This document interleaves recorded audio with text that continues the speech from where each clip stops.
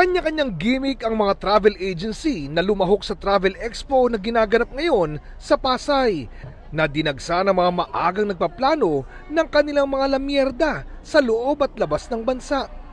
Tulad ng magkasintahang sina Philip at Steph na balak mag-Cebu this August.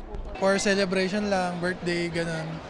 So, we're targeting the dates na parang anniversary. When I checked online mga few days ago, parang nasa 3K, pero we got it for 2K lang.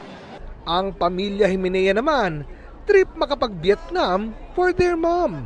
Kung masipag ka mag-inquire, makakahanap ka ng good deals. It's been a long time na hindi kami lumalabas ng bansa. Since 2016 as a family. So we are very much excited.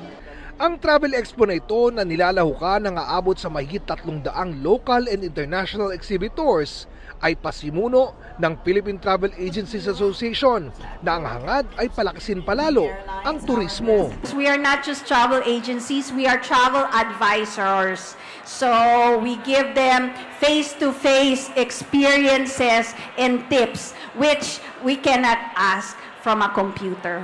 And because gawa ito ng isang National Association of the Philippines, which is PTAA, ibig sabihin lahat ng mga nandito ng mga travel agents vetted and verified before being here. So lahat ng mga binibenta here, ng mga packages, hindi lang siya mura. It's also about quality. Maganda, maayos ang mga pinupuntahan. Yung domestic tourism natin ay #1 na po tayo sa Asia, kung saan valued ito sa $66.2 billion.